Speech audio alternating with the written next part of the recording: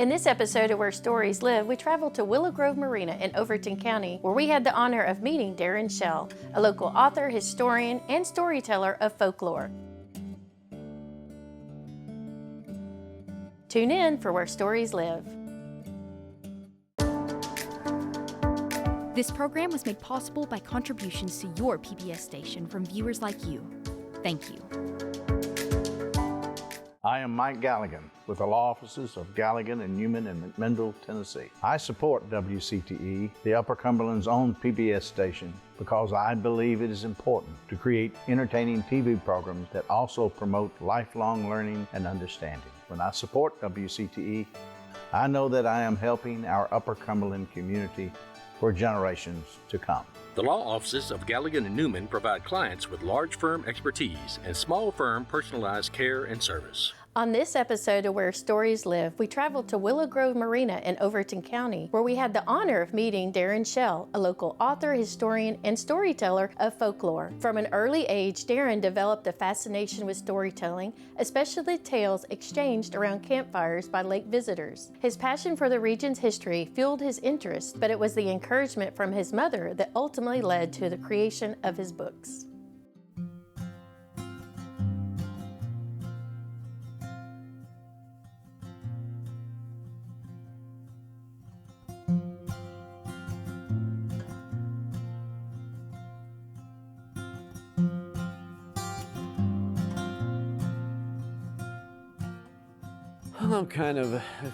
I never really grew up. I'm just an old guy in a kid's body, so I've always loved telling stories and jokes, and I love a treasure hunt, so it's helped me to investigate many things. So that's part of my makeup. I have great parents, and they've always supported me in most of my endeavors. And I moved from out of state to here when I was 13, so it was a big difference. Moving to this part of the country, a big change for me. And we purchased the marina at Willow Grove. So I've grown up at the lake. So the work ethic and working with family, it's kind of built me to some degree. I first met Darren here at Willow Grove. His dad owned the marina at the time. And I don't know, they've always just been so super nice to everybody down here. When we got our houseboat, it's been 20 years ago. When I first really met him, but we'd been coming here to Willow Grove even when he was little, when we had our other boats.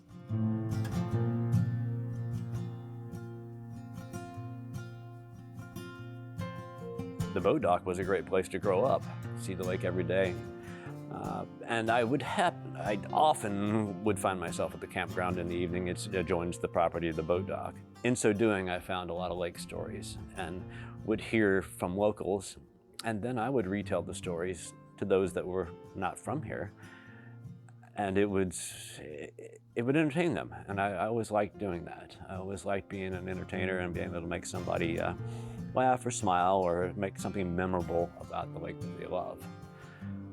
I did a lot of study early on how to tell a joke properly, and I found that kind of bridged itself into writing music, writing stories, writing what I was going to say if I was going to give a talk or a tour. So all of those are closely entwined. So even young, I didn't realize I was going to become this. I didn't set out to be an author. I didn't set out to be a public speaker. I didn't set out to do any of this, but it developed on its own. If I knew I was going to become an author, I would have paid a lot more attention in school. Well, as I said, they were always very supportive of me, and I had been writing articles before I wrote the history book. I've been writing articles, just little ones here and there for local magazines. I have told stories, but my mother wanted to see the history book happen as a compilation of some of those, and I was postponing it, and it was her that pushed me or nudged me into doing what eventually became the history book. Darren, having spent his younger years at the marina, developed a deep understanding of the myths and legends associated with the lake, which he enjoyed in conveying through his storytelling. Nevertheless, it was an unforeseen discovery at the lake's edge that prompted him to embark on his own investigation into the lake's history.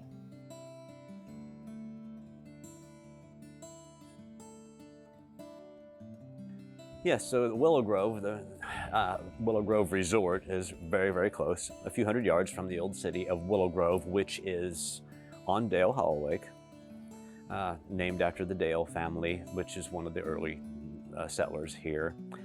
Many of the stories date to the creek you see behind me, that's Irons Creek. Many of those stories come from there.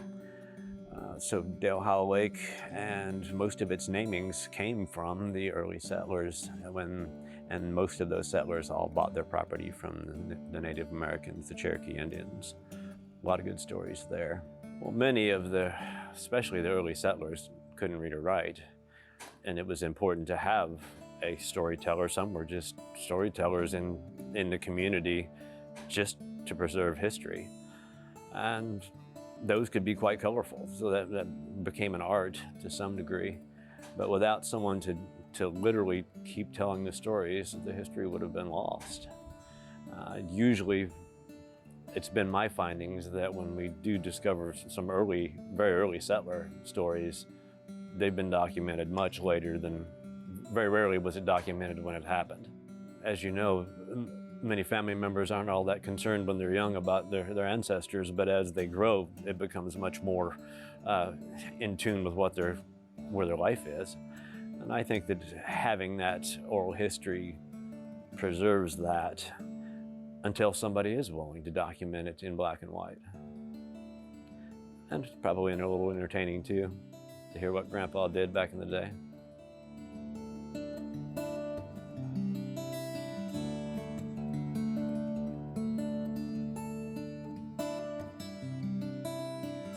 Well, it makes boating on this lake more fun when you know the history of certain places here at the lake. Just like when I have visitors down here, I take them out on the pontoon boat, and Darren has told us different stories about, different places, and I can pass that story on to them. And they're like, "How do you know all this?" And I'm like, "Darren, he tells us this. I read it in his book. Here, read his book." I had a number of stories under my belt already, but just little ones, and nothing as elaborate as what would eventually come out. But in the fall, I would go out on the water, and I was used to getting out on the bank wherever, look around for old fishing lures and just be on the lake. But I was used to getting out at this particular spot where it was all red clay, and I was used to jumping out of the boat, and it was kind of hard and rubbery under my feet. And I jumped out and I managed to, one leg just went a foot into the soil, soft mud. And when I looked down, I was standing in the chest cavity of a shape in the ground that looked like the old Dracula caskets. Then I looked to my right and there was a row of them. I looked to my left, there was a row of them. And I looked behind me, there was a row of them. And that cemetery just happened to be between a high pool of the lake and the low pool of the lake. And as the water went up and down, each year it would wash away a little. But for me, when I stepped out of the boat, not expecting this, I found myself apologizing to someone I didn't know with my foot through their chest. And that sparked in me the need to find out who those people were and tell their story. And just the fact that it was in that particular spot, then many people on the lake found it, and I was the go-to, and everybody wants the story, and let me meet the people that gave me great pictures and great stories. So that helped a bunch, but that was a very strange day indeed. Many of my stories are the campfire stories, because I spent many a night going through the campground and having a lot of fun and meeting a lot of people. And it got to the point where people wanted to hear my stories, and it was usually at a campfire, because I worked all day, and that was the time I had, was dark, and people were cooking hot dogs, and the campground was just a go-to for me. I usually got a hot dog and got to meet the daughters, and I got to meet the family, and pretty soon I was telling stories that I had heard from locals and telling people that hadn't heard it. So one of my, it's not even a book, but my campfire stories, I have printed off so many of those just for outsiders. That many of them were ones that heard it when I was young, and they said, "Oh, we got a copy of that. Man, I want to hear that one about that Loch Ness Monster thing," or whatever the story would be. They would ask for that, and I put them together in that little just a pamphlet book. But it's had a great reception. I know about Darren's storytelling because of his writings. I just love the way he writes. You can picture everything that he's saying, you know, in the books, like the leaflings. You can picture those little creatures and hear them. He's very good on making your mind see what he sees when he was writing. The difference between the campfire stories and the history tales is that folklore isn't always historical. And I've been able to investigate some of the folklore and campfire stories and actually be able to jot them down as history because I can prove some of it. But the campfire stories were always just what the people wanted to hear and usually it was creepy because it was dark and it was a campfire and we could talk about the grave diggers that stole the diamond rings. Where's my diamond ring? So, but many of them and the monsters that you talk about around a campfire, that's not really history book material. But some of them have been eventually. They crossed over. They were a crossover hit. The story tells of one of my favorite Livingston people. He was an older African-American man, one of Livingston's few black families of the area of the time. His name was Harry Springs. He was a self-proclaimed soothsayer, and that is a prophet. He studied the astrological signs. I am intrigued with ghosts, and I am intrigued with the thought of trying to capture them on film. Part of the reason I started doing ghost tours here in the park and also in Livingston, I was so enthralled with history, but I had been to big cities and started seriously going to the ghost tours there, and I learned their craft and thought, why can't I do this on my own here? I know all the history, I got the system down, I can tell the stories. And the first couple test runs just with family out to tell stories, we found that we could take some cool pictures in the dark, telling those ghosts, if you will, their stories, and we would get cool pictures. I have fascinating pictures of what I can't explain other than they may be ghosts. I've had experiences with ghosts or apparitions that I believed were ghosts that I could not explain. But it really sparked why I went into the ghost tour. It's a part of my life.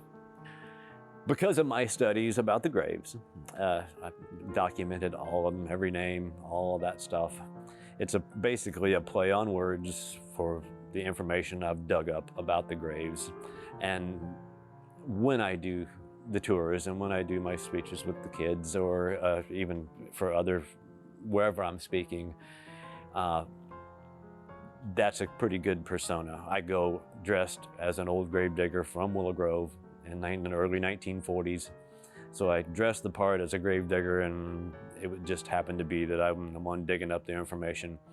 So I'm not fond of shovels, but I am the gravedigger, and I take it as a term of affection. So I guess I've grown into the role. Well, there are countless hours for research for every little detail that I come up with. Most of my study early on came from the studying of the graves of the lake. I've mapped where all 106 are on the lake that were moved. Been to all of them that aren't 90 feet deep. The ones I could get to, I've been to. And that's given me many stories and led to, as far as a finding that I wasn't quite prepared for, would be the story of the Irons family.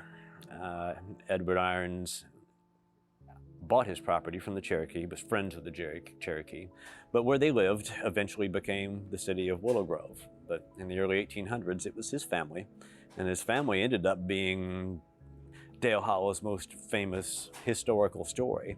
Edward and Sarah had 2 children. We believe the boy's name was Edward. Eddie, we know him by, and they had a daughter, Rachel. But Edward was young Edward was an avid horseman.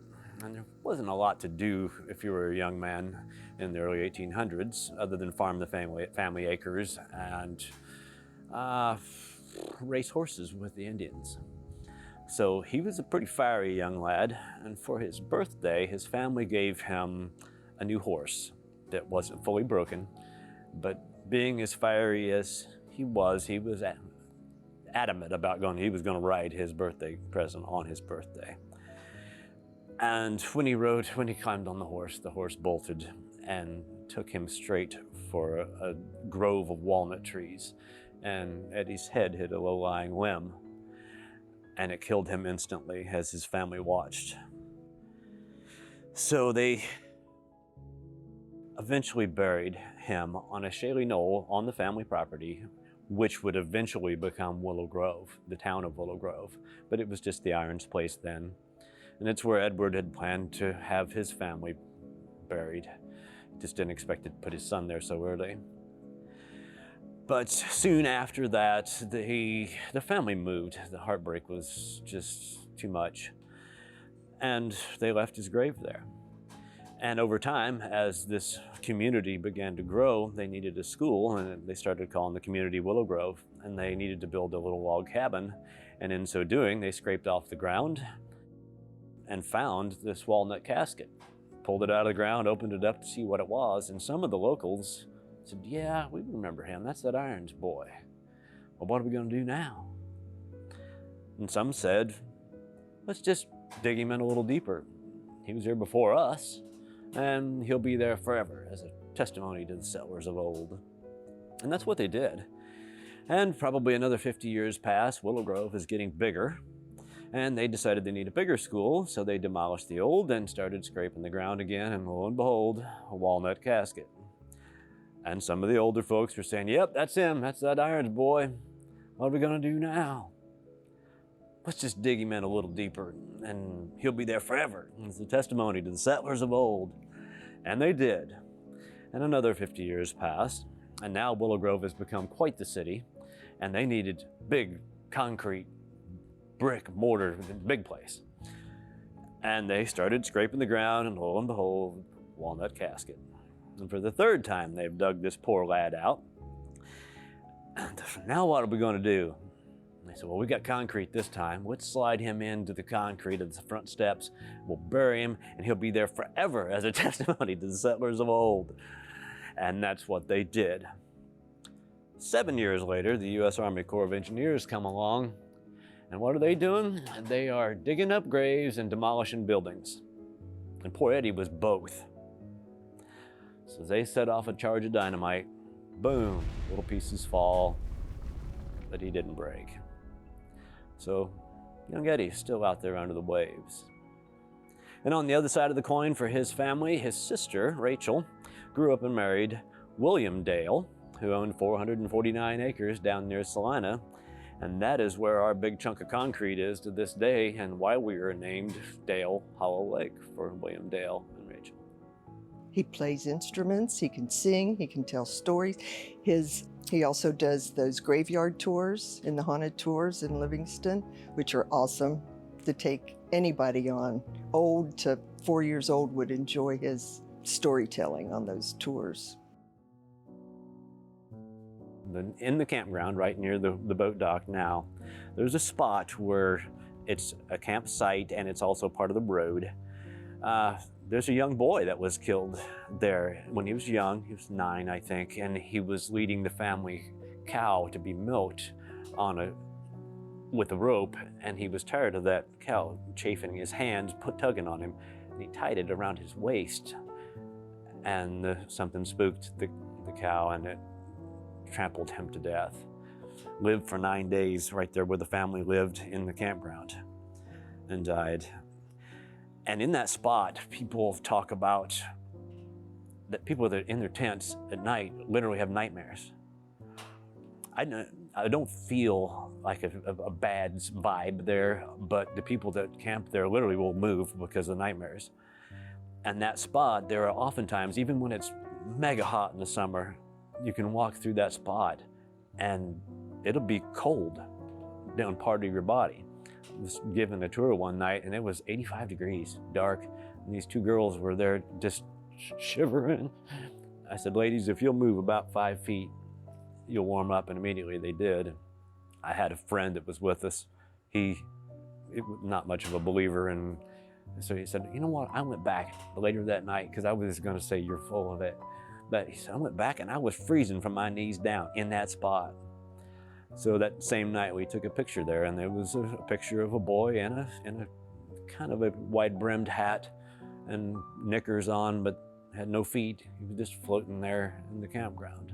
So that picture is pretty cool, and I found some in Livingston too for that. So we don't always get good pictures when we take the tours, but the tours, I've been told that by people more knowledgeable in the spiritual realm than me, that the reason they're there is because we're telling their story. And I believe that, because I've been on some tours of others, and if the story's not told right and the people aren't into it, we don't get any cool pictures. So I don't see ghosts on the tours, but we do capture pictures, and I sense, see, smell, feel many things, and people are sharing pictures with me, and that's how the ghost tours go. They're all documented facts, and what we capture on film is just if it's a good night, if the people are into it, and if I'm telling the story right. Tales like the Irons family and the Lady of the Lake hold significant value in our local history and community culture. And thanks to Darren, these stories will be preserved for future generations. It is this enthusiasm for storytelling that Darren hopes will install a generation of storytellers and encourage passion for lifelong learning.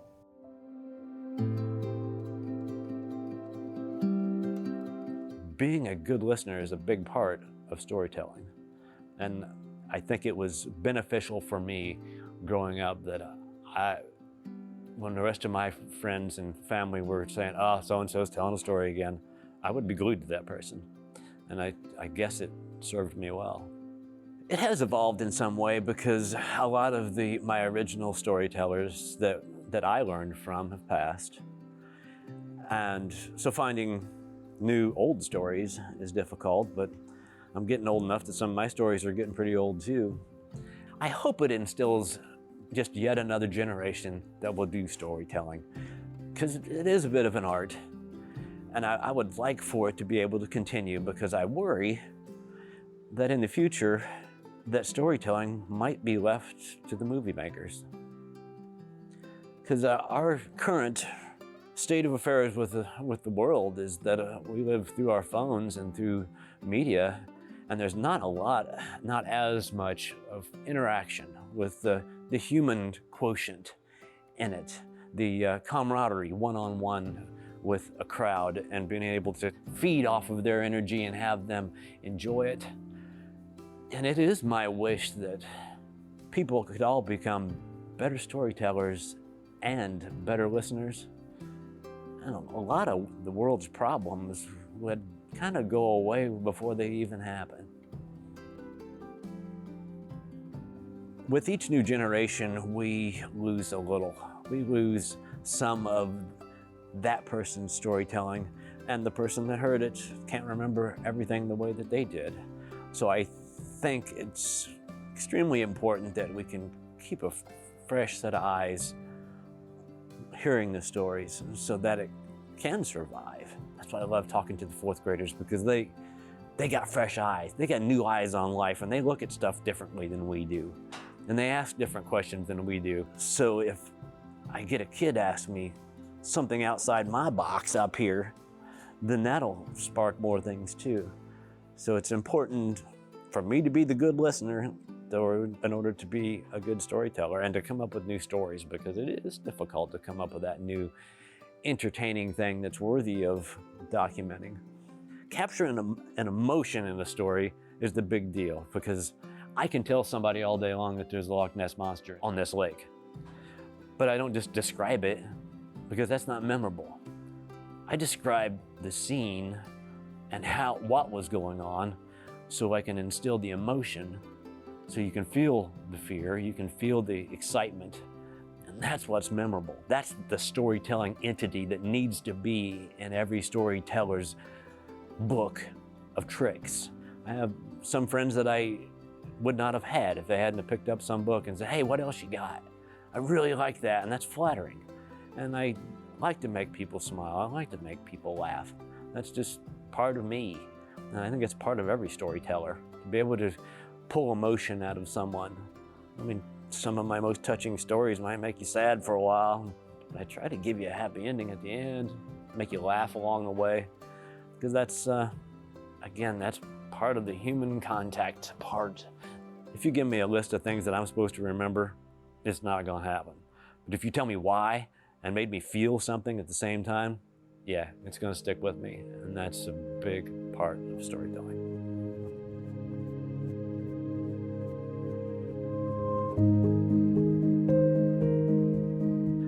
I don't know if I've ever set out to leave a legacy, but I would hope that it would, that my interaction has made somebody else want to do it, so that the art doesn't die.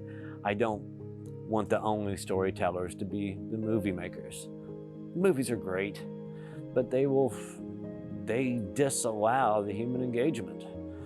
I don't want us to be just the person watching the screen. I want you and me to be able to talk, and you make me laugh, you make me smile, cry, whatever it takes to reach that emotion. And I guess I would say I would try to instill that in the next generation. And maybe, since I've got it in book form, that maybe my generations to come will look it up and read the book and think to themselves, man, I bet he was cool. Maybe I was a cool guy in the future. I was a cool guy. Maybe that's a legacy, maybe that's just a pipe dream, but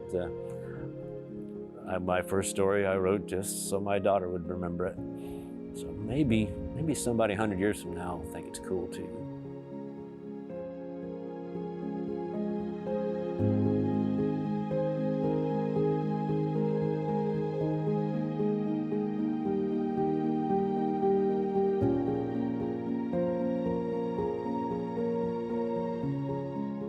We hope you've enjoyed this episode of Where Stories Live, and the next time you visit Dale Hollow Lake, you'll have a memory of your own to share. Thank you for joining us, and we look forward to seeing you next time when we go where stories live.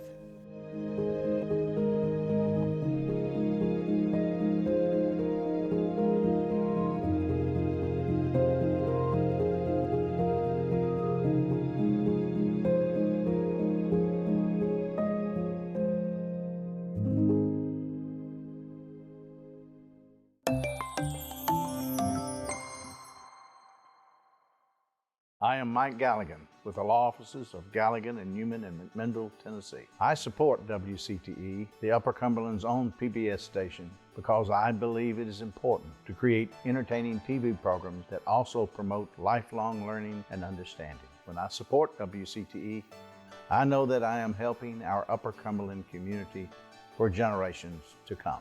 The law offices of Galligan and Newman provide clients with large firm expertise and small firm personalized care and service. This program was made possible by contributions to your PBS station from viewers like you. Thank you.